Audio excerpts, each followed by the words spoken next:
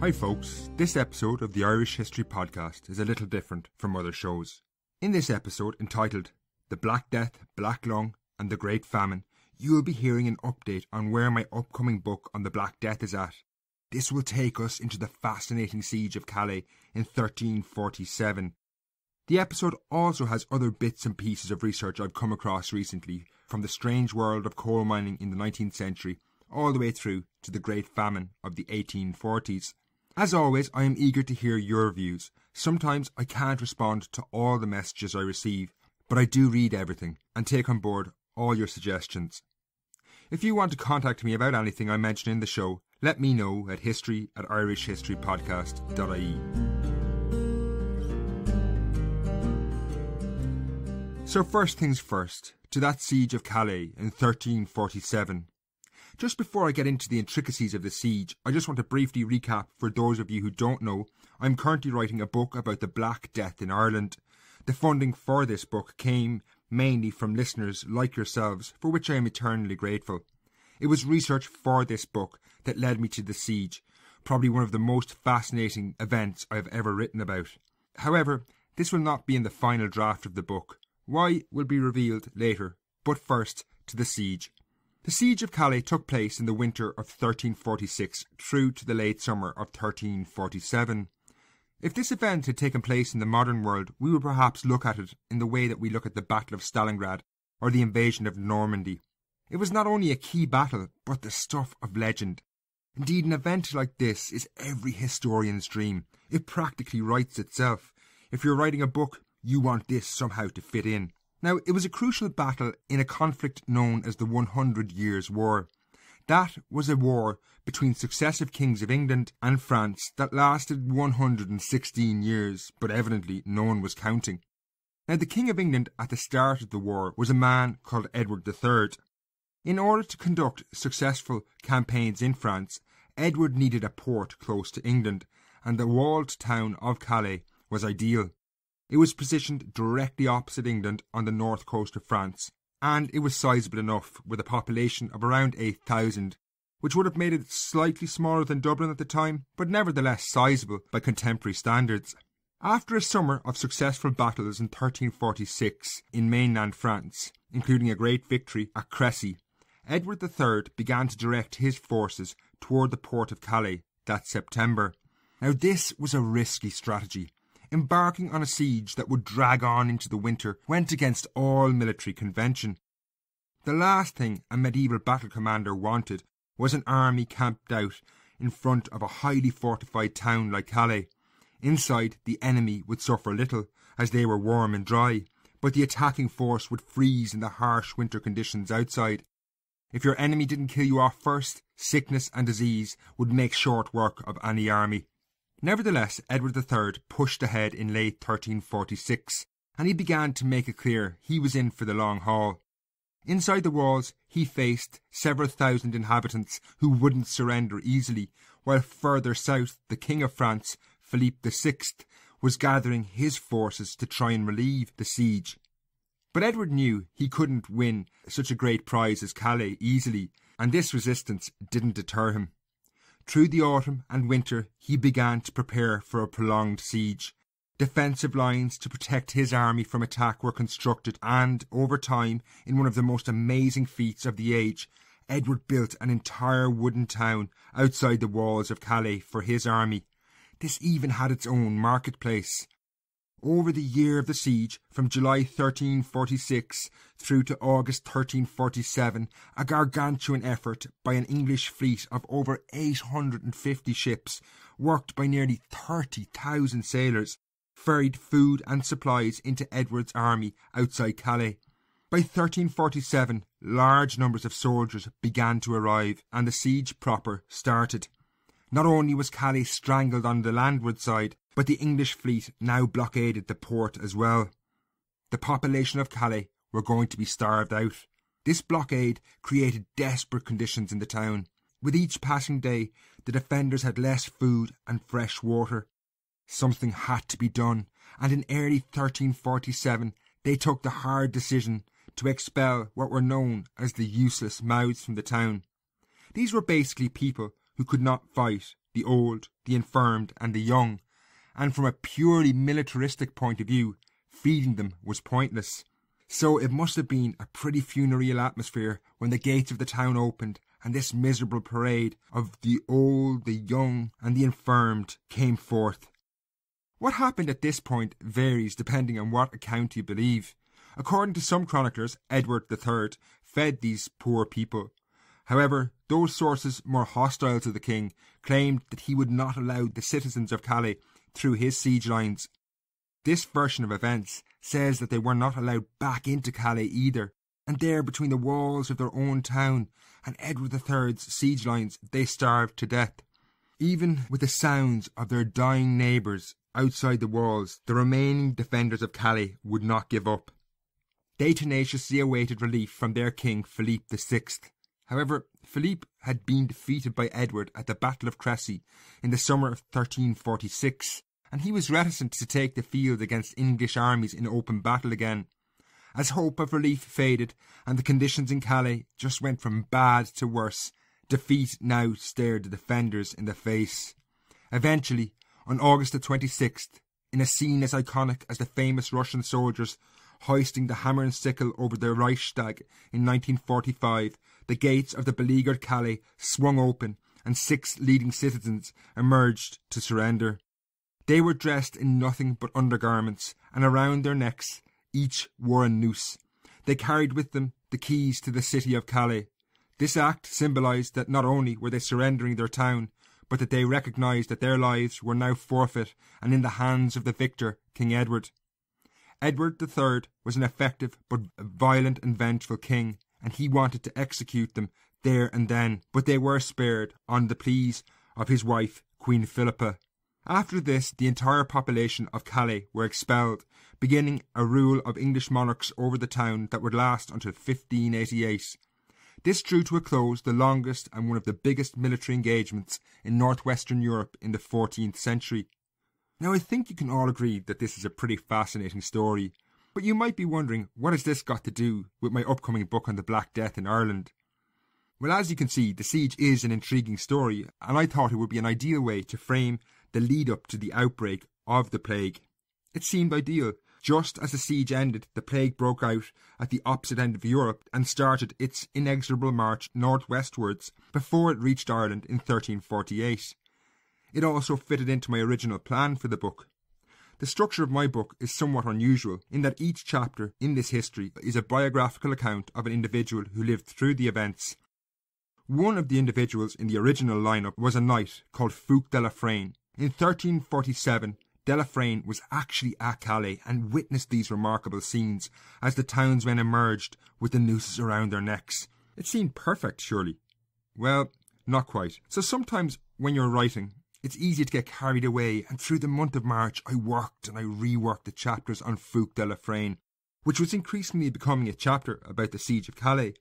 However, each time I just couldn't make it fit with the rest of the book, which in retrospect is not that surprising, given it's a book about the Black Death in Ireland.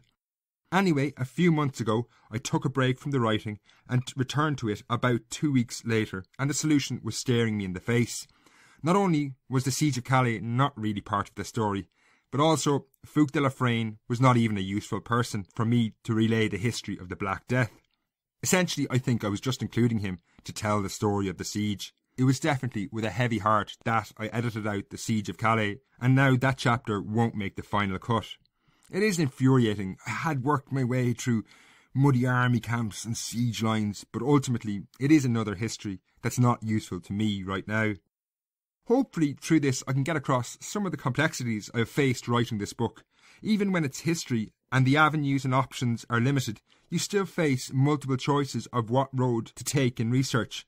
The hardest is often deciding what roads not to take. When you see an avenue that leads to an event like the Siege of Calais, you can't help but wonder what lies down that road. It does take me lots of interesting places, but often it can be a long process where you find yourself somewhat lost. This has delayed the writing process, but it is a crucial part of it. Finally now, I have emerged on the other side and the book is nearing completion. The final lineup of people whose lives will unveil the history of the Black Death in Ireland are Richard le Dread, the Bishop of Ossory between 1317 and 1360, one of the oldest men of the Middle Ages when he died. He was a notorious prosecutor of the witch trials in Kilkenny in 1324. Next is Walter de la Pole, a one-time rebel and outlaw who was returned to favour by fighting for Edward II in Scotland. A favourite character of mine is James Butler, the 2nd Earl of Ormond. His life was transformed by the plague. Then there is John Klyn, who I covered in a previous update about where the book was at. Some of you who heard these previous updates may remember that I was struggling to find enough information to include women in the history. I'm glad to say now that there are actually two. These are Joanna Staplepool, the daughter of a wealthy Dublin merchant, and Alice Strog, a somewhat more shadowy but intriguing figure. So at the moment I'm still writing, but as I've said, it's very close to completion. I hope to finish in mid to late October, and the audio version will be released about a month later. It will be available through my website, irishhistorypodcast.ie.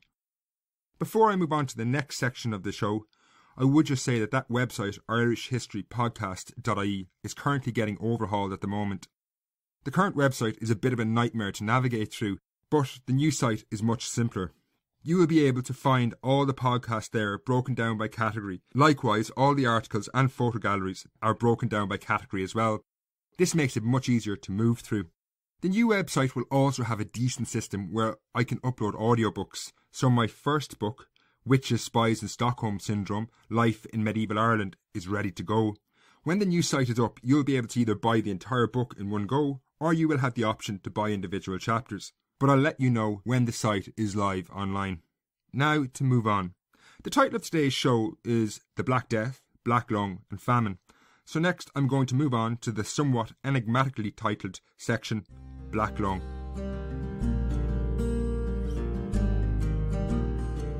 Black Lung might sound like a strange title for a podcast. It's not a black metal band or some horrific medieval disease.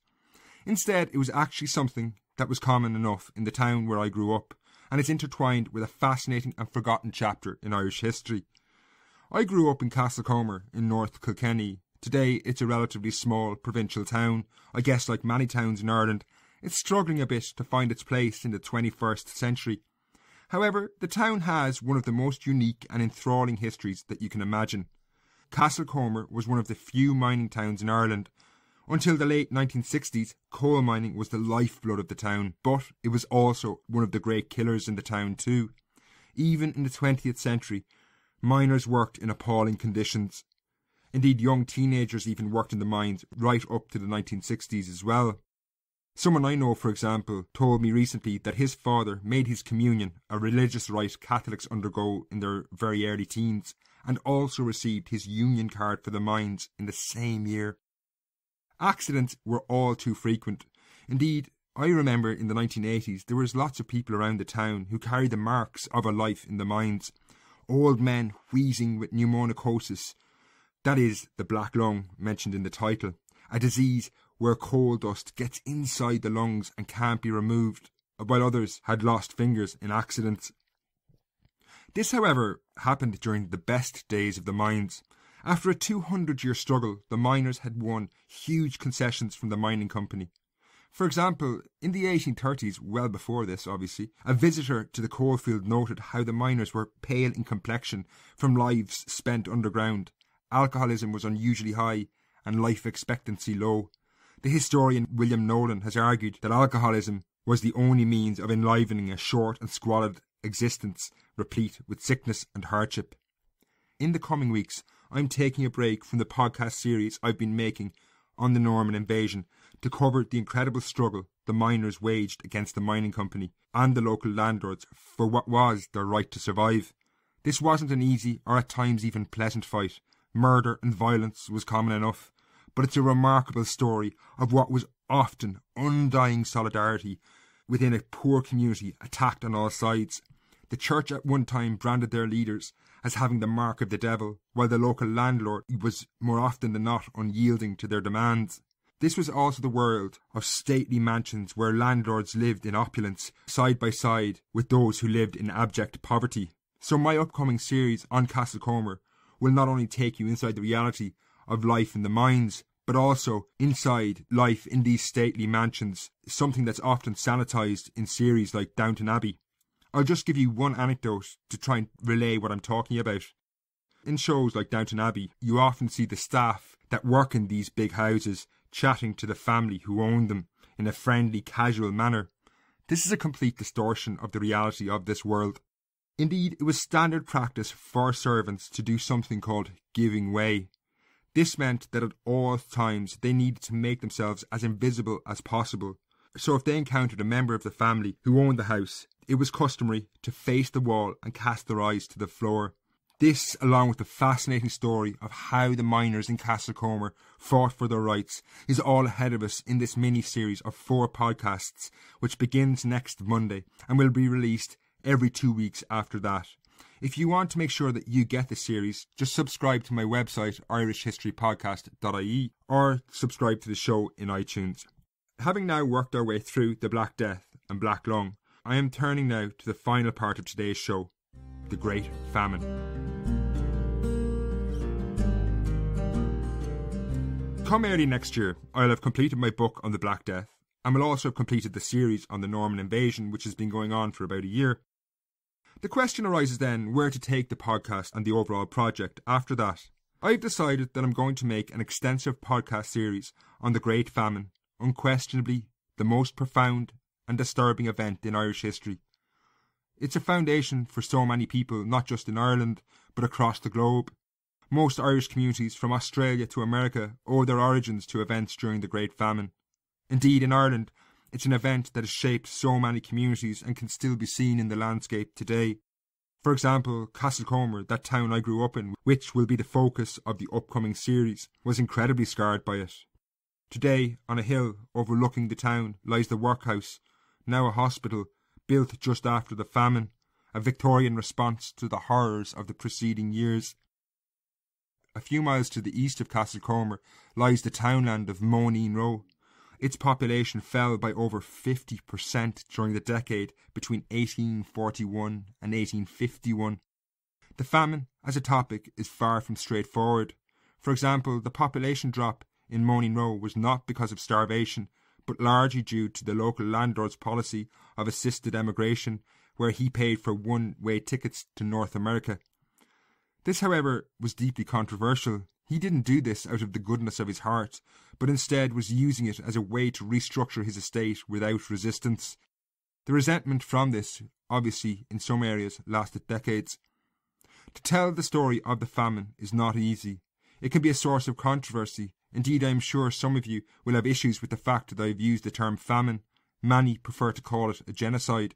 But these are all aspects through which I hope to explore the incredible events that happened in Ireland between 1845 and 1852. To have any hope of doing justice to such an important topic, I will be aiming to devote all my time to this series and produce about 30 to 40 shows over the course of just 1 year. Currently, I'm doing research into what it will cost and planning out the core idea of the series. My long-term aim in this regard would be to produce a history of the Great Famine that would be available in an easily accessible format online. This hopefully would be an interesting way for all ages to engage and understand why Irish communities, not only in Ireland but across the world, are the way they are today. At the moment, I'm just flagging the idea. There will be a lot more on this in due course. Now, I know this is a topic that many of you have strong and heartfelt opinions about, so if you have any ideas about what way I should take this or approach it, please let me know. That address is history@irishhistorypodcast.ie. That's history@irishhistorypodcast.ie. I hope you've enjoyed this show. If you'd like to hear more episodes like this, which are probably a little less formal and cover various topics in just one episode, let me know. Again, that email address is history@irishhistorypodcast.ie. I'll be back next Monday with the first instalment of that series on the mining community's struggle in Castlecomer. Until then, slán.